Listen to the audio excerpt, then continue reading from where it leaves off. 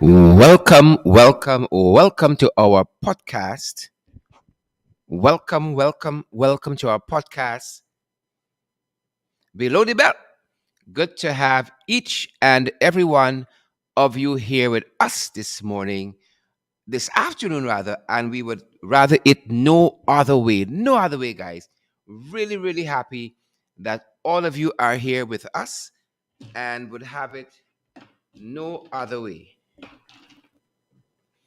Good to see you guys. Good to see each and every one of you. How are things going where you are? How are things how are things going where you are? Good to have each and every one of you here with us, with we, guys. How is the day going? Thanks to each and every one of you who joined the morning program this morning. We're still sorting out our audio. I can hear myself scratching and itching and all of that. The mic's too proper now. We have to recalibrate the mics for the morning program. But good to have all of you guys here with us and who joined us this morning for that program. Thanks for waking up so early in the morning. Some of you are perhaps like me. You ease into the morning. You want to be walking too early.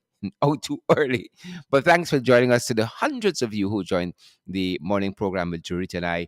Good to have you guys with us this morning, and even more privileged to have you guys below the belt with we. We're talking about them today, folks. Today we're talking about corporal punishment. Is it time to abolish? Is it time to abolish? I'm watching Dave in the studio here with us, and Dave said, "My name is teacher," and he said, "Fight them."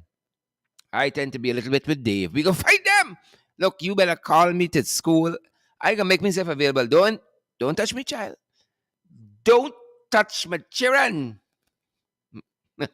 That's how we feel. But is it time to abolish corporal punishment? We're going to be talking with Coretta McDonald. Coretta is the General Secretary of the Ghana Teachers Union and the head teacher herself. Who best to discuss this topic with than folks in the education system? And we know because this impacts them, children go to school, they get in all kind of trouble and so forth. Are there other ways of disciplining children? I say call me, talk to me, the parent. I can lash them, I can lash. I just don't trust you can lash them with the same way I can.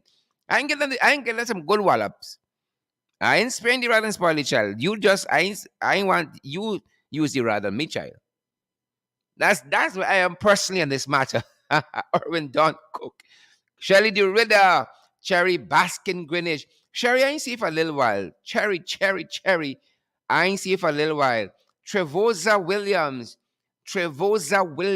Good to see you. Fancy name. Patricia Grisandy Goodman. Good to see you as well. Why you know Patricia gets spot? Graves Andy Goodman. She's spoken for him. Please and thank you. Paula Mentis or Mathis. Paula Mattis. Good to see you, Paula. Good to see you, Paula. And all the other beautiful folks like Dawn Raymond.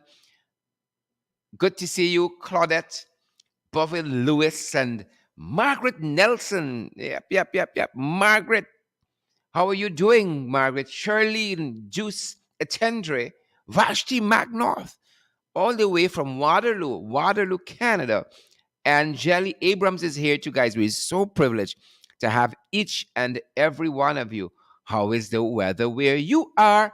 How is the weather, guys? How is the weather? How is the weather? We're happy. We're happy that you guys are happy where you are and you're trying with the weather, whatever it is. They're telling us here it's 28 degrees outside. It's 28 degrees outside, and it feels, they're telling us. It feels like what? It feels like 34, according to weather.com. Y'all know there's a place we love to go for the weather.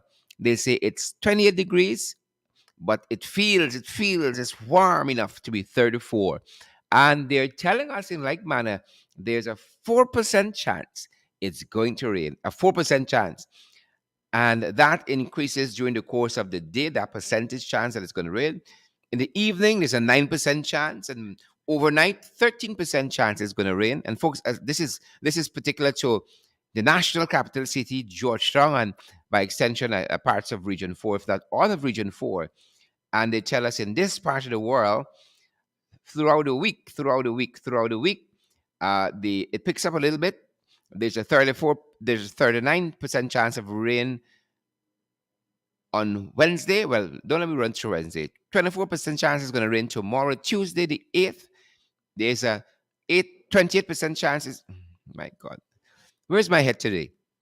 There's a 39% chance it's going to rain on Wednesday, 49% chance it's going to rain on Thursday, and a 52% chance it's going to rain on Friday. So you need to watch that. Those folks who are joining us from the national capital city, that pertains to Abby, and this side of the Atlantic. Folks, we trust the weather is better where you are. Trusting that this weather is better. Claudette Bovin Lewis, how things by you? Elizabeth Nurain says it's cold and rainy in Sparkle City. she's speaking about Spartanburg, South Carolina. It's cold and rainy. Elizabeth, we're sending you some of this glorious sunshine from this part of the world, sending you that warmth, sending you that energy to help you, to buoy you through the rain and cold there in Spartanburg. Margaret Nelson says she is drinking her tea and minding her own business. Please and thank you. And drinking a spot of tea and minding her own business. That's how we like to do things. Sometimes, not all the times. Sometimes. Deborah Cox, how you doing, Debs? Debs, you all right? Pamela Sanchorin, good to see you as well. And Karen Black. O'Neill, Vanessa Yonette. All fancy names, all fancy names. Guys, we trust that your week is off to a fantastic start. And look, folks, you can't wait till things happen, you know. You got to make things happen. The week is only going to be as good as you put in some energy and some work and you plan and you execute on those plans as well.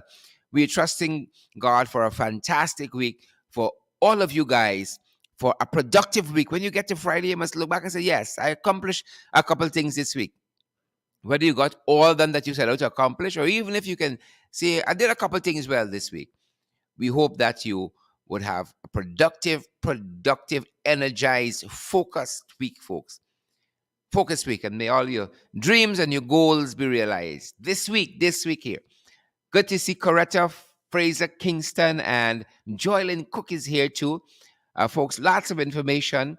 Those of you who would have joined the morning program, we would have said to you, and even over the weekend, Lata Mangeshkar passed, a tremendous uh, Bollywood singer there, Indian singer there, passed over the weekend. Tremendous talent, tremendous iconic status around the world. And again, we reflect on her life and times and her contributions to the world as we know it. Tremendous gift we had and blessing in Lata Mangeshkar. And again, our thoughts and prayers with family and friends, the fans, our thoughts and prayers with you guys. You wouldn't have another like Lata Mangeshkar in 3 lifetimes. Such was her talent. In 3 lifetimes. Wendy Rowland, we see you out there. We see you, Wendy. Wendy, we see you. Lots happening at the news end, folks. Lots happening in the news. And y'all know these boys here. Them boys come back. Them boys come back, folks. They come back. You all see what they're doing with this organization called EITI. It is the Extractive Industry and Transparency Initiative, the Guyana chapter. It's an international organization with chapters in various countries. And again, it gives oversight into the extractive industries and it is that check and balance and what transpires there. It's an oversight body and it's geared towards transparency of the extractive industry. Well, them boys gone and got rid of the CEO, the head of the local chapter of the EITI, the Extractive Industries Transparency Initiative. And this was Dr. Rudy Jadupat. Dr. Rudy Jadupat. And they're now going to replace him with a yes man from the belly of the PPP, Dr. Prem Mazir. Right? They're going to get rid of Dr. Jadupat to replace him with a sycophant. Folks, let's be real. And Dr. Jadupat is of the opinion, and he's absolutely right, that what they're doing here goes against the international order, goes against that. Where transparency is concerned, how you going to want transparency and you're putting cat to watch milk? You can put Prem Mazir, a PPP through and through. He served as their pro-chancellor at the University of Ghana during their tenure in office. And then he was replaced, I think, by Bibi Shadiq, another yes woman. right? All is well and good. You want to play your politics and so on. Fair enough, but play your politics elsewhere, not where transparency is required. Not where transparency is required and needed. Folks, you understand why it is we have dropped 2 places down on the international perception, the International Corruption Perception Index. You all understand why we have dropped two places down? The mic here is hitting me, and apologies for the little fumbling. You all understand why we have dropped 2 places down on that index? The mic and I fighting here. It is because of situations like this that has caused us to be where we are on the International Corruption Perception Index. We did the best in the years we've been measured on the Corruption Perception Index. We did the best in 2018, 2019 under the last government, the APNU AFC government. And those are the facts. However you want to parse that to sleep comfortable at night, those are the facts. We did the best then. How are we going to improve? And as a matter of fact, we improved 12 places on that index. How are we going to improve if we put somebody like Premiser there? How? Y'all tell me how. We're not going to improve because you know what? Friends and family. That is what it's about. Friends and family. Dan Graves, folks, you think you understand what's happening here? Don Morgan and Marilyn King, Andrew Cuthbert and Karen Gordon. We understand what happened out here. Carol Jacobs. We got to rise above friends and family. We have to. If we can move this country forward, we got to rise above that. And there are institutions and there are entities that are put in place by none other than the Constitution of this country. None other than the Constitution of this country. And what do they go and do? What do they go and do? They dismantle all of these things. Is either they have not operationalized them since they have come into administration, or they underfund them. Some of them that are yet to be operationalized. You've got the Judicial Service Commission, the Public Service Commission, the Teaching Service Commission. And then you got the board of the recently passed Natural Resources Fund. The act was recently passed that governs the fund. Well, the act now looks as though you don't even need it, because the act, for instance, says it is the board that dictates the spending of the fund. And it is a particular committee that is part of the fund that looks at the projects these monies are going to be spent on. None of that has been done, but the government done dig out the money. They're digging way out, people with the eye open. They're digging way out. So that fund has not been operationalized as well. The law has operationalized, and that's what they're using to dig way out. And then you got the Procurement Tribunal. You got the Integrity Commission. And even the Office of the Commissioner of Information. And that office is governed by the Access to Information Act. It's either underfunded or they have not been operationalized. How are we going to improve our standing on the Corruption Perception Index internationally if this is our attitude, if this is our disposition to these bodies and entities that ensures oversight? How are we going to get better? How? But folks won't want to accept, won't want to rationalize. They can sign out now. We start talking about Granger and the APNU AFC government. They can sign out because, again, it is under this administration that, for instance, right, it was under the last administration that we improved our position on the Transparency Corruption Index. The Corruption Perception Index. Right? The Corruption Perception Index. And also the Transparency International Index. It was under that government, the APNU AFC government, that we came off of the European Union and the European Union and the Commonwealth blacklists for money laundering and the countering the financing of terrorism. Those blacklists, we came off of them. And then we achieved tier one status, right? Tier one status when it concerns the fight against trafficking in persons. We achieved tier one status. And it was under the last regime. The DEA came here. And if you're old enough to understand, or as the Rastas like us say, to overstand, if you overstand, you'll understand those folks were trying for a long time to get the DEA office here, the Americans. And it was under Granger that happened. Now, you could, again, to sleep comfortable at nights, you could think whatever you want to think. You could. Those are the facts. Those are the facts. And on the other hand, what we have seen what we have been seeing is a complete reluctance of this current regime to operationalize those commissions and generally entities that allow for scrutiny, that allow for transparency, that allows for good governance, that gives supervision so that those things can be had.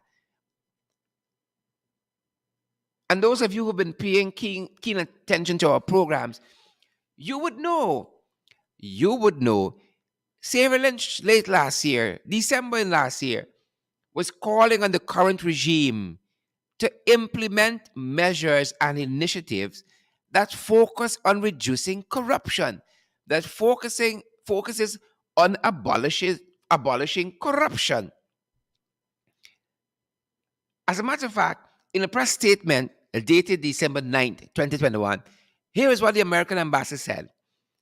Here is what the American ambassador, in that press statement dated the 9th of December, 2021, Sarah Lynch said, in 2018, the Guyana Public Service the Guyana Public Service Commission, where's my head today?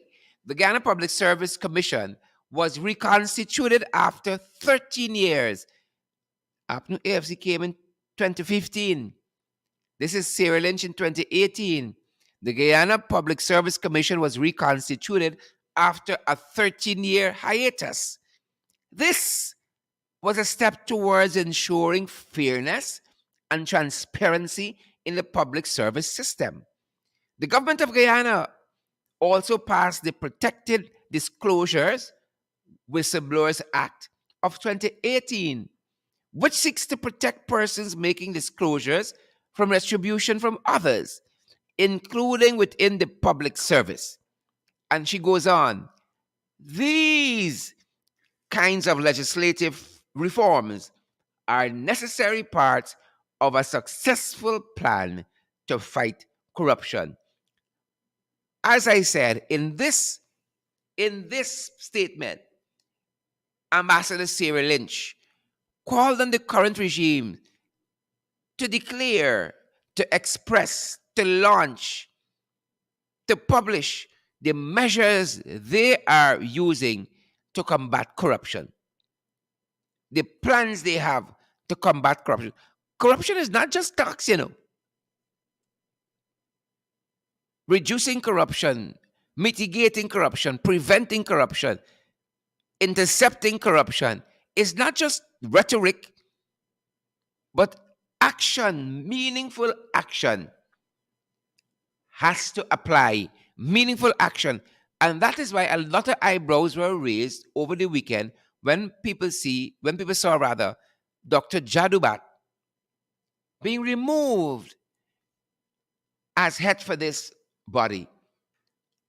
Right? Lots of eyebrows were raised when people saw Dr. Jadubat being removed as head of the Guyana Extractive Industries and Transparency Initiative. It's cause for alarm. So how can we improve our standing? I heard the installed Minister of Tourism, Trade and Industry, Onish Walden, just last week in the Assembly, National Assembly that is, saying to the country that there's a perception that the PPP corrupt and racist, but there's no evidence. But the evidence is right here. You have all of these measures in place. safeguards, guardrails of our democracy, set up by the Constitution, and the operationalizing of them is so poor, so lackluster. So we got to do better than this, folks. We got to do better than this, right? Why did they remove Dr. Jadupat? We heard the installed Minister of Natural Resources, Vikram Bharat. He says because he got ties to the AFC. Oh, Father, we still on this? So man could be qualified, the right man for the job, got the experience, got the training. But because, in your estimation, he's associated with a political party, that disqualifies him from holding that post, how this country could ever move forward? You understand why the US is a first world country? And France and Germany and so on? Huh?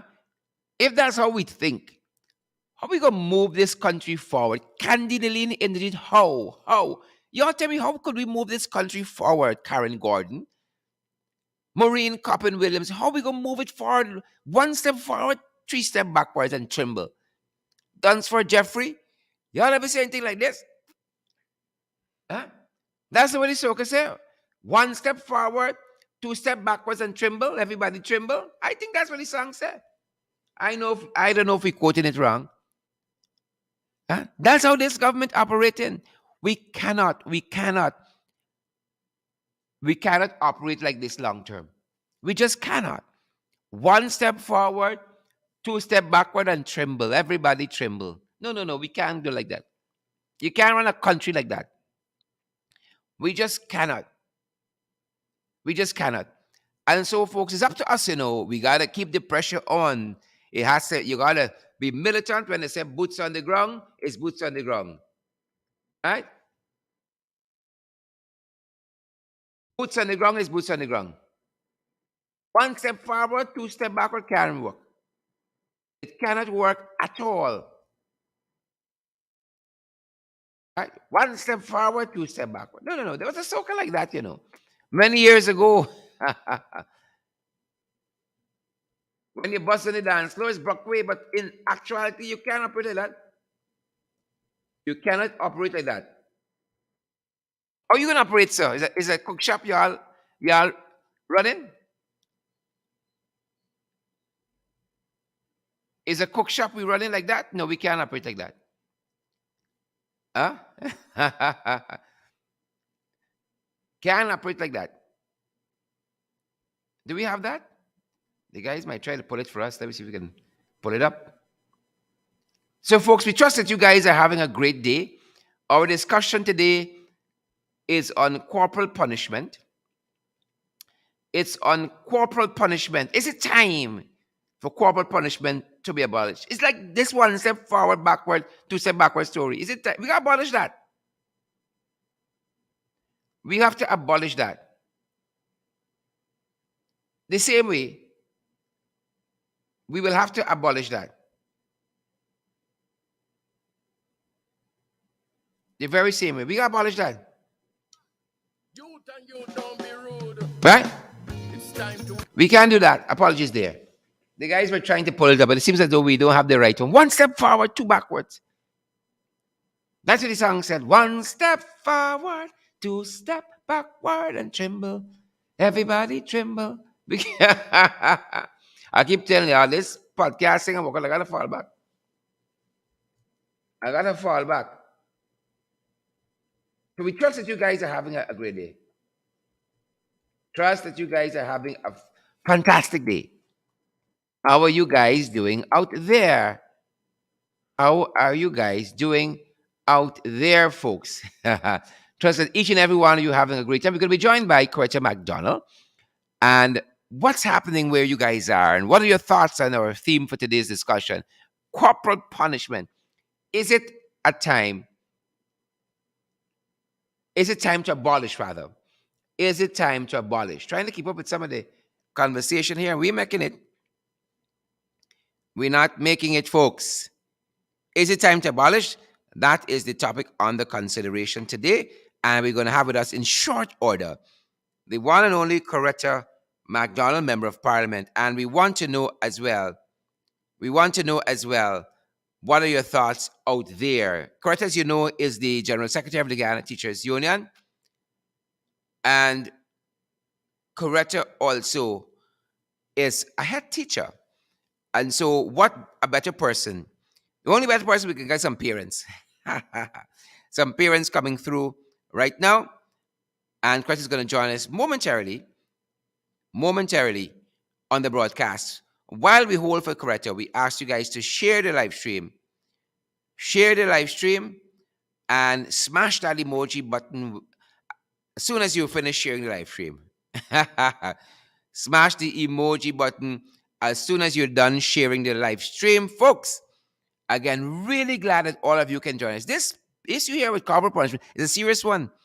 As I said when the program start, oi, I don't hit me, children. Call me, call me. I can make me. I can fly to the school in a minute, quickly, swiftly. I can discipline my children. I ain't spoiling them. I can be the first to apply the rod, but that applying of the rod is a very subjective thing. In my humble estimation, it is very, very subjective, right? And I ain't want y'all to come and bail me out for the wrong reasons, right? I became a poison. This beating children and people children and so on, very, very subjective. There's a whole host of guidelines on it, a whole host of guidelines on the subject matter where it concerns the discipline of children in that school setting. As a matter of fact, our attention was drawn to what the United Nations Committee on the Rights of the Child defines as corporal punishment. They say it's any punishment in which physical force is used and intended to cause some degree of pain and discomfort, however light. In view, in the view rather, of this committee or of the committee, and this again is the United Nations Committee on the Rights of the Child, in the view of the committee, corporal punishment is invariably degrading. Yep, that's what they say. The United Nations Committee on the Rights of the Child. Corporal punishment ultimately is degrading. So that is the international standard. So how do we find our place in that as a progressive society? You know, we subscribe to the charter of the United Nations. How do we find a way, forge a way forward? And that's the question we were asking. Has our thinking evolved on that subject matter? Has our thinking evolved on corporal punishment? What do you guys think? To beat people, children, or no?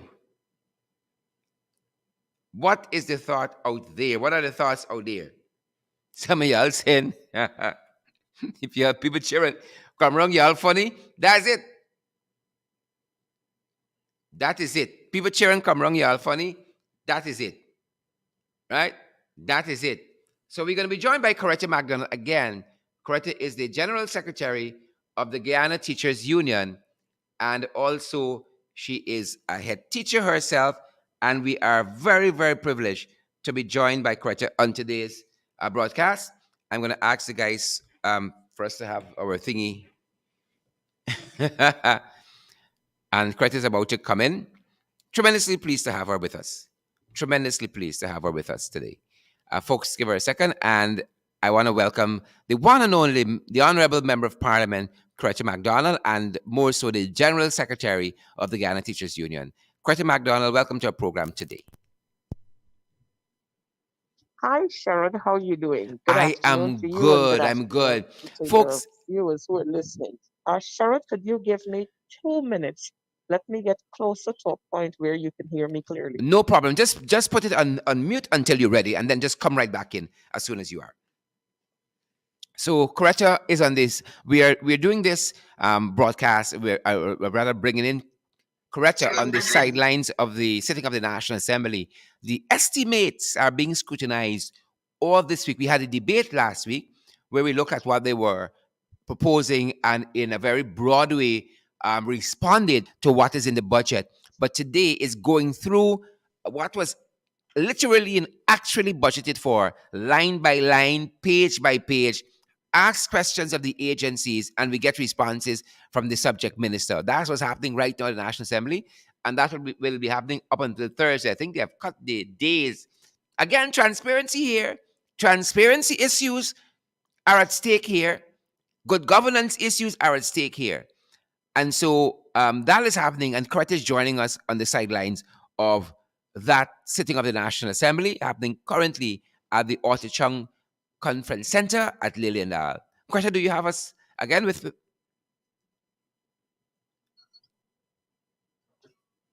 Coretta's going to jump back in as soon as she can. But that's what's happening.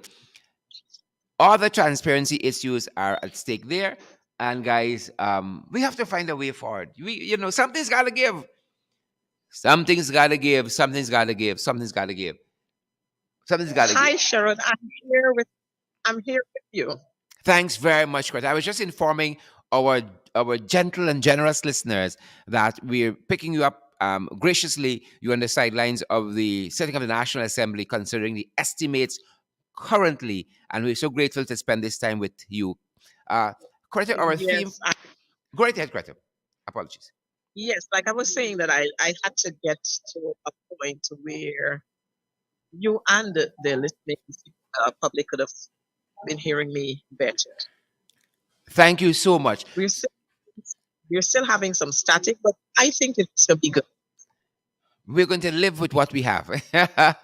Our theme for today, Coretta, is corporal punishment. Is it time to abolish? That's the question we're asking. And who better than someone that both straddles the teaching union, the teachers union rather, and that is the Guyana Teachers Union, the GTU, and you are a head teacher also, and a parent as well. So we've captured all three in one person, multi talented. We're grateful to have you here. Um, and again, this is against the backdrop of the story coming out of Cummins Lodge Secondary School recently, where a teacher was photographed flogging a student. Or we used to say back in the days, benching a student. Uh, Gretchen, what are your thoughts? All right, let me Initial thoughts. say first of all, we're having very brilliant time here. I know that with all that is our teachers, that uh, they are still there and they're holding the fort. They are doing what they have chosen to do, and that is to teach and to empower our nation's children. With regards to corporal punishment, this has been an issue that we have been debating over the years. Hmm. We've not been able to get to a rigid point where we can safely say that we can abolish corporal punishment. However, what we have done over the years is to have crafted a document that still speaks to corporal punishment being allowed in school. And that document is clear. It says exactly when corporal punishment should be used. And of course, that's the last resort. In administering corporal punishment, it must be done based on instructions given by the head teacher or the teacher in charge of the school on that particular day at that particular time.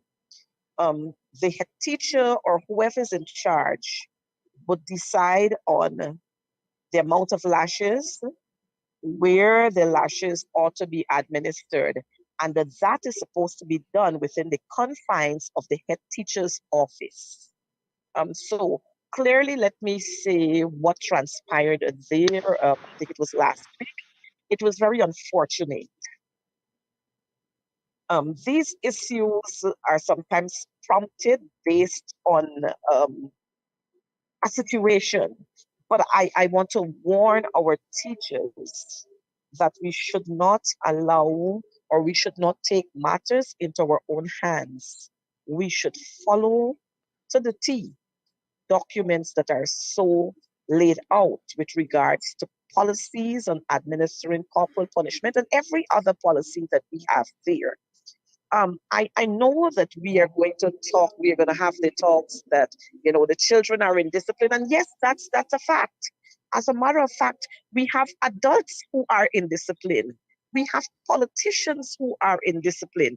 Mm-hmm. I think one of the disadvantages that the general public is having out there is that they don't hear the traits that we have in the National Assembly. But if they were to hear some of that, they'll be amazed at the things that those who are sitting as ministers, that they see.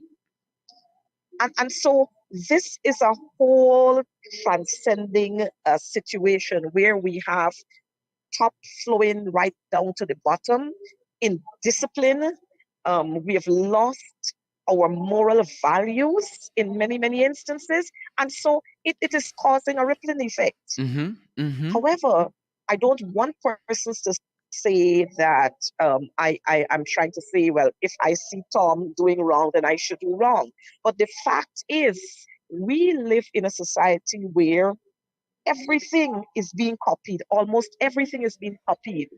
When we look at what is happening in our home situations, when we look at what is happening in our communities, one would get the direct feel that in many, many instances, our homes and our communities make us who we are. And so what is important at this time is that we've got to go back to what I usually say basics, where we've got to start from the homes. Yes, there are going to be a few black sheep running here and there, but we've got to start right back from the home. And the home plays a major role in determining how we operate in and out of the home situation. And so, very often, teachers are placed in situations with their backs against the wall, and sometimes because of inexperience, their only mode or their only way of dealing with situations is by resulting to corporal punishment. But that in itself has a flip side to it, which sometimes the damage control that you now have to do, the side that would have been flipped before, Mm-hmm. it it it it creates even more damage. Mm-hmm. But I don't want to say that we should be abolishing corporal punishment, because let me tell you, Sherrod, and many, many of our viewers who are listening, many of the persons who are listening would agree with me. There are some children, they only have to see a whip in front of them and they're straight. Some of them, they only have to have a lash or two and they're straight. While there are many others who you don't have to shout at them. You speak to them, they understand, and they carry through. But like everything else, all of us got we corporal punishment was administered to us at some point or the other in our lives. It didn't kill us. Let me say clearly, corporal punishment is not meant to create any form of demoralization. Corporal punishment is its intention is to bring into subjection behaviors that have gone outside of the norm. But again, we have to be very mindful and very tactful of how we administer. Very well. Very well. Um, Chris, as we talk, I see two comments here. One from Carla Forbes, who says equal respect is needed in the classroom from students and from teachers, and parents must respect teachers I I, too. I lost you there for a while. I, I, I was saying there's a comment here on social media, on Facebook in particular, where Carla Forbes says equal respect is needed in the classroom for the student and from the teacher, and parents must respect teachers too. Here's Paul Singh saying that parents should teach their children to respect teachers and people in general. Paul Singh, that's a comment attributed to this person on social media. So Mhm. And seeming to agree with you. yes, that's what I was just going to say. That while, if you remember earlier, I said we've got to start from what happens in the home, what happens in the community. And my way of saying that, like I indicated before, we've got to go back to basics. If you check what is happening in our homes, Sherrod, we've had breakdown in many of our homes. And so while breakdown doesn't come from poverty Mm-hmm. alone, but we have breakdown in homes where families are wealthy, Mm-hmm. where they take things for granted and believe that when you bestow your children and you shower them with everything, they're going to be well mannered, they're going to be very polite, they're going to be courteous, they're going to behave like angels in school. But again, peer pressure has a lot to do with it. And so in the homes, we've got to ensure that as mothers, whether you're a single mother or you're a nuclear family, you've got to ensure that you take time to talk with your children. I always advocate that parents ought to be their children's best friends. You must be your child's friend so your child can come home to talk about just about anything with you. But what we found happening in the society is that mommy running to get this, that, the other done because she got to put the food on the table because daddy is absent. And in the instances where daddy is present and mommy is present, we find so much time to do all sorts of things that we feel okay to put the food on the table, buy a laptop, buy a computer, um, buy a tablet, buy a phone. You got fancy AC rooms and so on. That is all to it. But we've got to go back to the days when we have to when we start learning to speak to our children, find out what is happening with them, discuss issues, create scenarios, and let's have conversations on them. And you don't have to be a very intelligent parent to do that. In your simple language, you can speak to your children. We've got to go back to the days where our children respect elders. Sherrod, you would agree with me, and many others out there would agree with me. When we were growing up, everybody was uncle this and auntie this and cousin somebody, and it was your duty to say good morning to elders when you see them down the streets. But what we find happening now, everybody is a man, everybody is a woman, whether you're 4 or 5 or 8, and we allow our children to be involved, like the old people would say, little children should not be involved in big people's story and in big people conversations. But we find that happening now. And so that in itself would have Mm-hmm. caused our children in some instances to Mm-hmm. feel that they are about the same age with adults, so they can talk to anybody anyhow. They can do whatever they feel like doing without any consequences being added to it. But we've got to understand that actions have consequences. If we do things that are positive, we'll have positive results in most cases. If we portray negative behaviors, then they have negative consequences that are going to follow us. And so I am saying all of this to say to this government and to every adult out there that we've got to be able to project uh, programs that would be geared to bringing our young people back to where they ought to be. I know the term back, people would want to say, why should I bring it back? But let's return our young people to where we ought to be.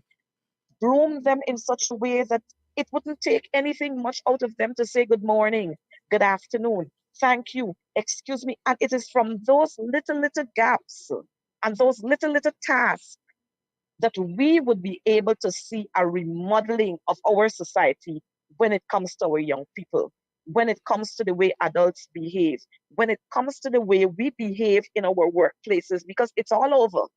And so you wouldn't have corporal punishment being administered in the workplaces because you're dealing with adults, but you have other forms of drastic actions that are being meted out to workers in the workplaces. But to wrap this up, Sherrod, we have got to get back to the days where my child is your child and your child is my child, and the children are our children, so that we can speak to them, we can scold them down the road, and that would prevent us from having all the bus riding.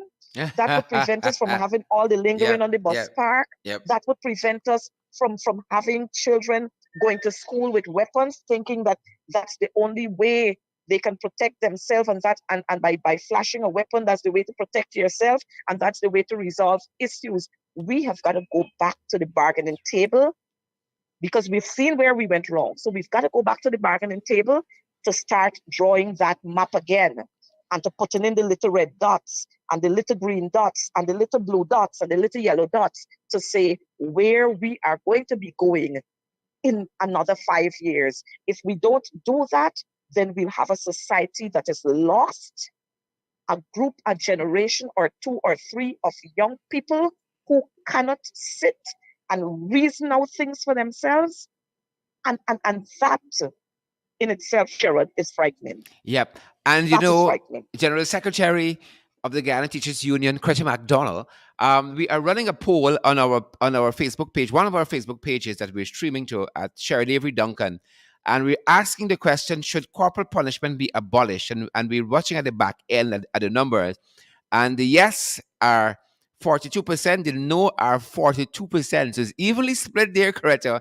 And those persons who were saying they're not sure are at 15%. So it's an even split. People are divided on this issue. If you see that poll pop up in the comment section or pop up in your on your profile there, do click one of those responses so we can see what you guys think the result should be on corporal punishment. Chris, I want to circle back to something that you said early on. You said what you were going through the procedure, and I don't know if I can put you on the spot if you might have that document at hand and walk us through what the procedure is.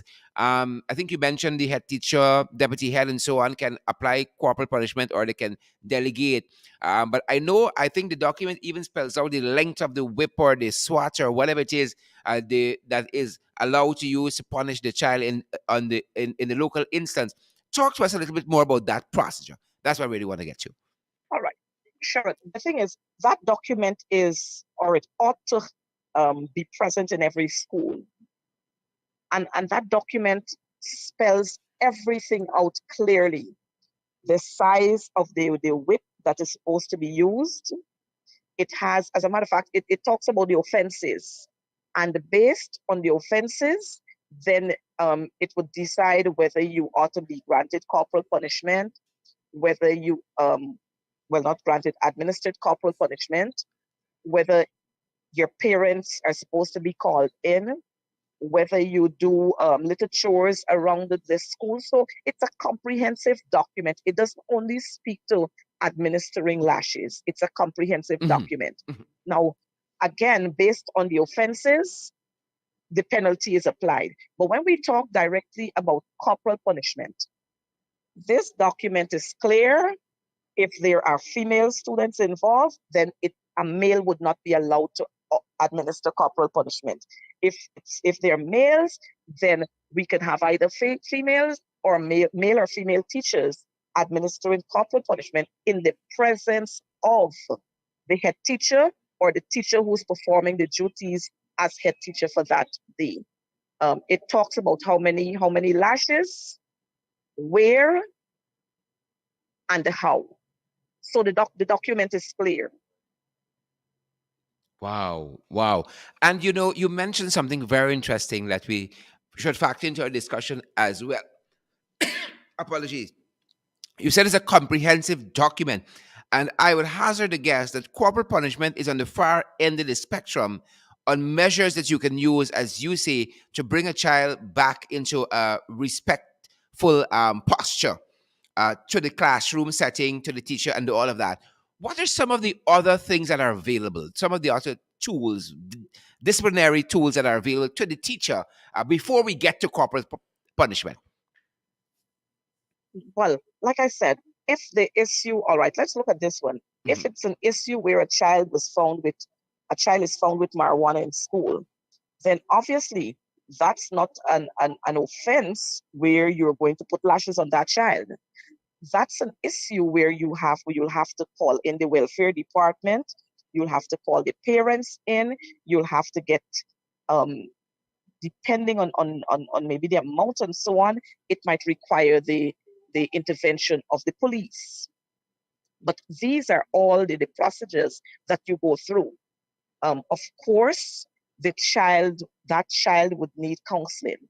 In the case of administering corporal punishment for an offense, maybe the child was rude to the teacher in question. Maybe the child was bobbing and weaving, let me use those terms, in front of the teacher, in the class.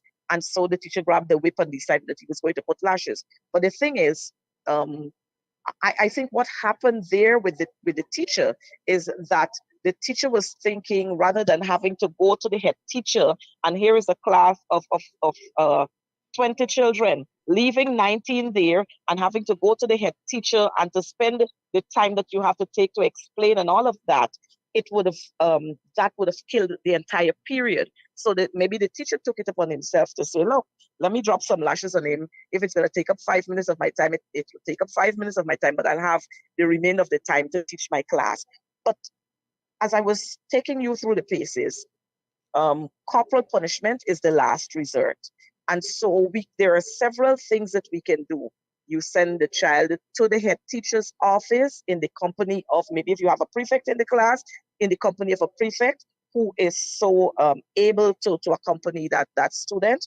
Or you as the teacher, you leave what you're doing very quickly. You take the child to the office and you indicate to your head teacher if you need to at that point, the look, I'm teaching something at this time. I'm going to come to you in another 10 minutes, or at the end of the period, I'm going to come to you.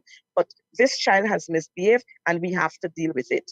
In your absence, the head teacher would be able to interview that child to find out exactly what is happening. So by the time you would have returned, head teacher would have a fairly good understanding of what transpired in the class. So when you come to give your angle of the incident, then head teacher would be able to decide then whether the child, whether lashes are required, or whether the child would need to go and do what I would call some community service work around the school.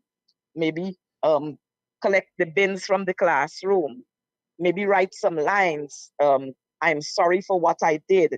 Please forgive me. I'm not going to do that again. Or maybe the child would have to bring his or her parent in or parents in, and you have a talk with them. And then we can refer that child to the welfare department, where we expect counseling is going to be given. And over a period, you monitor the child over a period to check on his or her behavior. Yep.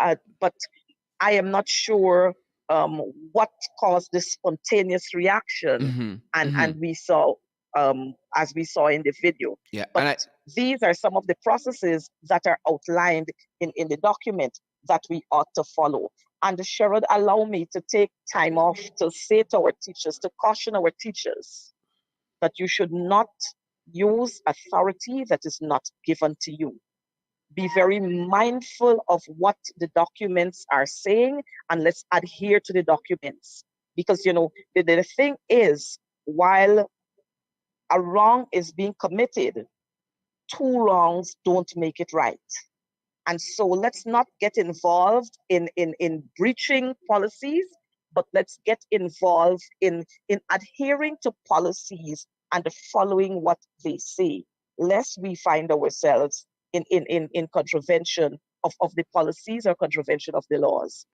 you know Teachers, your job is to teach, to empower, and to make our children better individuals. Your job is not to administer corporal punishment without given the kind of authority to do so. So take time off. We thank you for what you've been doing, even during this pandemic that we are faced with. But be mindful of what you do when it comes to policies that are laid out. excellent. And JS, General Secretary of the Ghana Teachers Union, as I said, we've been running a poll at the back end, and it's interesting to see the result of this poll. And folks, if you're seeing, we have a small sample thus far based on the 100 persons who are watching us, a very, very small sample. But it says here that 37% of the persons responding says yes, it should be abolished, and 52% says no, corporal punishment should not be abolished. And we're going to share it with you guys in a second. 12% says they are not sure. If you see that poll popping up on your screen where you are, click one of the options there, and let's get a good sense of what your thoughts are. Generally, those of you who are watching on corporal punishment, but it seems that they no have it currently. Those persons who are saying no, and folks, I would advise you, that when you click yes or no, we can see who is clicking yes, who is clicking no. So have no fear that we know your position on corporal punishment. That is private. You all we're seeing is the percentage and the amount of persons who have said yes or no, and that's why we know it's a small percentage of the total number of persons who are watching us currently. But interesting nonetheless, 52% of the persons who responded said no, corporal punishment should not be abolished. Quite the other side of this discussion I want to focus on.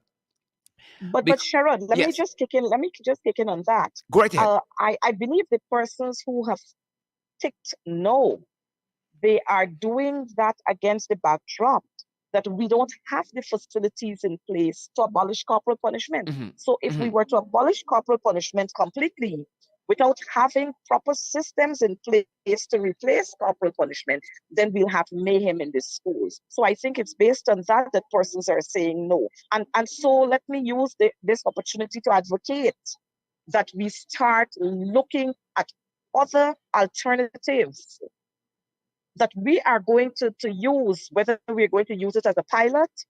Of course, we have to use it as a pilot, and then we are going to use it full scale, Hmm. Hmm. but putting proper systems in place that would cushion the removal of corporal punishment. And I want to say to our parents, I be deemed very biased. I want to say to our I was parents, coming there. That let's that that is where I was buckle coming. down together. Let's buckle down together because you have a responsibility, and your responsibility is to ensure that your children are kept in line. And you know what I mean with Correct. That regards to is the where I way was they coming. behave. Let me ask you a question because I you might be able to Go expand ahead. on it. Mind you, how the no's as against no to abolishing corporal punishment is now up at 54%. Again, guys, if you see the poll popping up where you are, click on one of those responses for us. So we get a good sense of those persons watching and responding to the poll, how you feel about corporal punishment. But I was going to say rather that a child doesn't just come into class and suddenly become deviant or dysfunctional in terms of the learning Mm-hmm. environment. Oftentimes are not. It's something that's happening in the home environment. And so I was going to say, and you talked a little bit about it, what should parents be doing? What does that model parent looks like? We understand all the challenges that ensue in society currently, but what does that model parent look like in terms of helping the school system with that child coming into that classroom for 8 hours on a daily basis? What does that parent look like or should be doing? Well, Sherrod, if we were to go 15 years ago, 20 years ago, 25 years ago, we would recognize that many, many, many of those parents, they were not as educated as some of the parents we have now. But you know what? They still kept their children intact. As a matter of fact, many of those parents raised their children single handedly. But you know what? Let me put it in this way, the camaraderie that was established in the home situation where we were all friends, even though there was this distinct line Mm-hmm. between mommy and children. But the Mm-hmm. camaraderie we had in our home, what is happening? What has happened at school today? How are you this morning? Uh, Go to school today. I expect you to learn. I want to see you do better than what I am doing. I want you to be my star girl or my star boy. And speaking positive things to their children. Those were the elements that helped to make our homes better homes 20, 25, 30 years ago.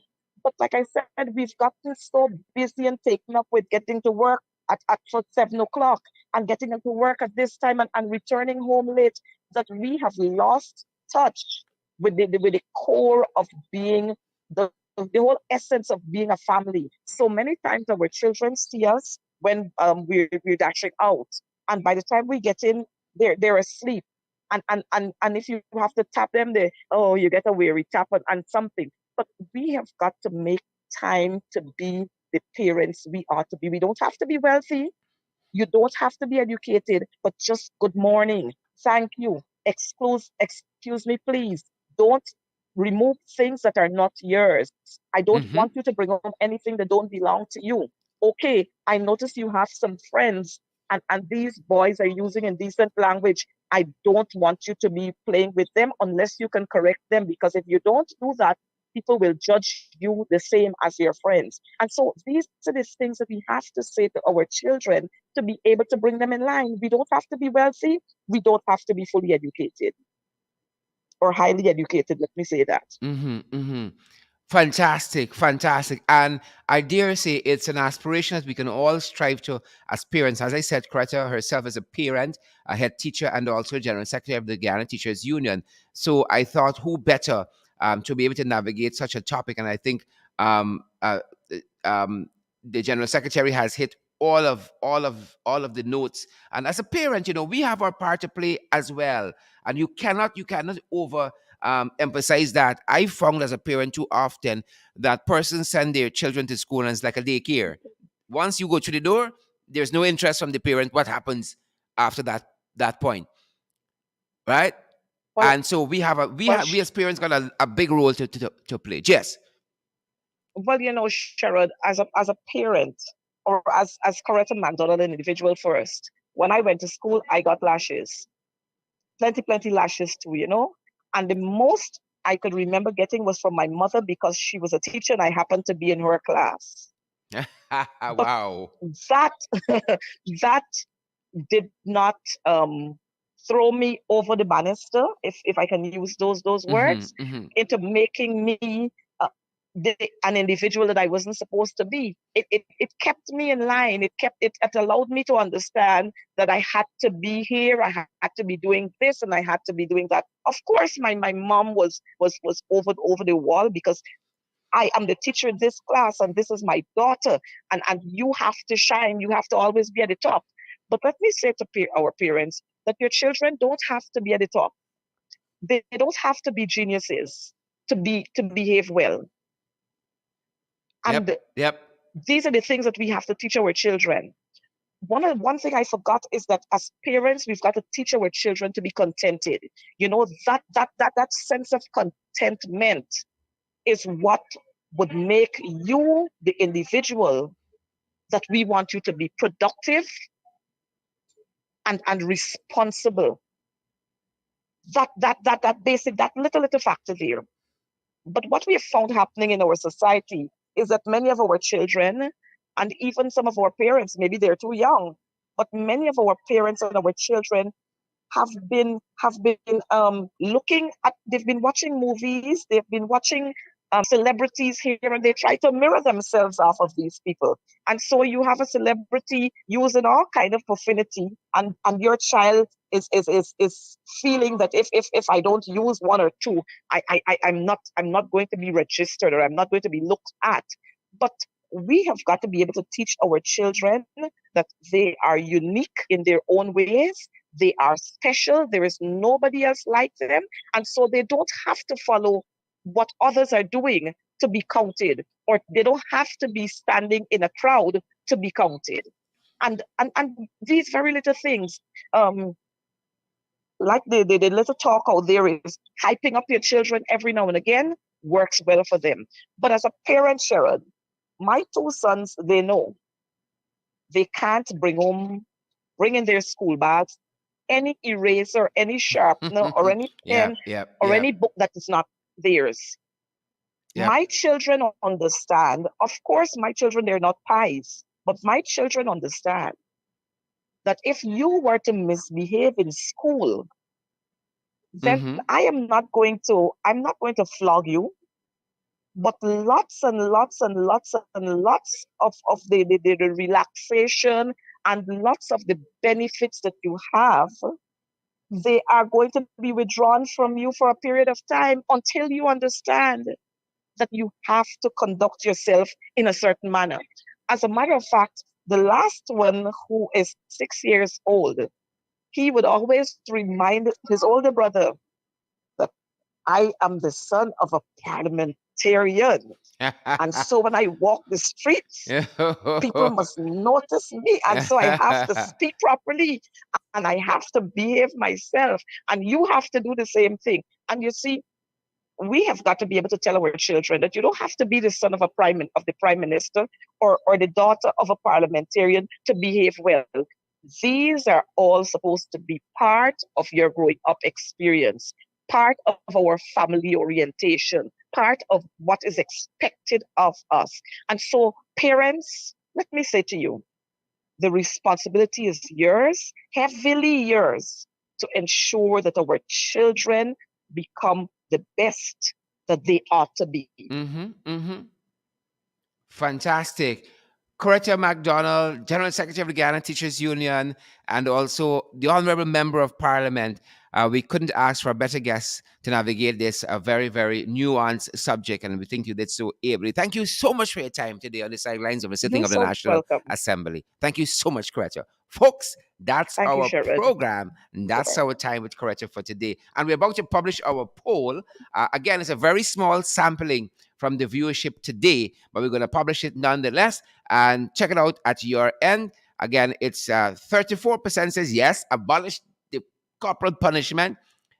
53% of the person who responded says no, don't abolish. And 13% said they're not sure. We're going to publish the results. And we have just published the result there, and hoping it's popping up at your end, guys, so that you can see what you have said for the poll. It should pop up at your end. The result, again, a small sampling of the poll, but so grateful for all of you who participated in this poll. We told you all, when you all come on our programs, you have to be active. You don't just sitting and listening alone. That's why we say share the live stream. We say smash the emoji button. And we want you guys to do all of those things as well as responding to the poll. Again, the majority of persons who responded says no, don't abolish corporal punishment. That's a snapshot, folks. That is a snapshot, and we are so grateful. We are so grateful for all of you guys who would have responded. Again, there it is. We hope that you guys can see at your end.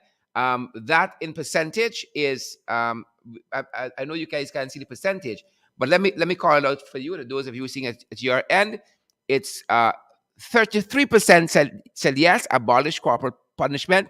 54% says no, don't abolish it, and we had 13% saying not sure. Thank you for all of you who were active and wanted to be active and integrated into our program in that way, who responded to the poll. There you have it, folks. Folks, we got technology, we got to use it to our disposal. And we're so thankful. We is that sure you got to what do you call it? You have to engage. You got to engage the program. Share the live stream. Smash the emoji. We want to know your comments on corporal punishment and all. I don't think y'all just come in here and go back home. Come in here, watch and go back home. Margaret Nelson, we just coming and watching, go back home. Brenda Bradford, good to see you. Bull Page. Bull Page says I'm a madman to have such a pool. You see all kinds of comments we have here. Bullpage is method to the madness. Method to the madness. Method to the madness. Nonetheless, the majority of persons who responded to the poll, not the majority of persons who watched the program just now, but who responded to the poll says no. You see, folks, if you don't get engaged, you don't have a voice. That's what really saying, you can't, if some of you say, oh, shucks, I should have smashed that button there and says no. Don't abolish or abolish. But folks, you're going to be seeing more polls like that on these programs as we try to gauge how you guys think at that end. Good to see you. Bull Page says, I am the boss. Bull Page, if you want boss, you are the boss. If you're feeling bossy, you are the boss. Verda France, we see you, Verda France. Pamela Dover, we see you as well. Diane Gravesandi, we see you too. Errol James, we see you as well. Folks, thanks for joining the broadcast today. You know we cannot do these programs without you. It is you, the viewers, who empower us, who buoy us, who lift us up to do program after program. We are here for you guys, and we want to thank all of those who partner with us on a daily basis, on a weekly, on a monthly basis. We need so many of you to so many more of you to come on board and to partner with us so we can build out these programs, whether it's the affiliate. FYI, for your information in the morning, it's this program below the belt. Middays, it's the In the Ring program. In the evening, it's our website, Credible Sources. We need you guys. We need you guys to come on board or to come back on board and keep coming on board to help us to do more of these programs. We know how much they mean to you guys, and you mean the world to us. We have the Cash App platform available for those of you guys who want to contribute via Cash App to our program on a monthly basis to partner with us like that. It's a dollar sign in the ring 592. That's our Cash App handle. The dollar sign in the ring 592. And at PayPal and at Zelle, it's one email for both platforms. One email for both platforms is in the ring 592 at gmail.com. At Zelle and PayPal, it's in the ring 592 at gmail.com. We're available via the MMG system. That's the GT&T system. Our number there is 627-6963. 627-6963. Available via MoneyGram and Western Union as well, our friends, via MoneyGram and Western Union. You need any guidance, you need any help to navigate these platforms, our number to call is that very MMG number via WhatsApp, 627-6963. Via WhatsApp, you want to message us there, 627-6963, and we'll let you know how you can come on board and partner via one of these platforms. Thanks for joining us, guys. That's our time for this midday. Trust you guys have a fantastic lunch, whatever you guys are going to have. Or we hope you guys had a great lunch and it does good to your bodies. We hope it does good to your bodies, guys. That's our time today. Back in the ring this evening at 8. Good to see you, Brent Mentor. Good to see you, Massey, Donna Massey, Pamela Dover, Andrew Cuthbert, Bernadette James. That's our times. Have a fantastic afternoon, guys. Have a fantastic, big, beautiful afternoon. And thanks for joining our podcast, Below the Belt. Who vex, who vex lose. Take care now. See you guys soon.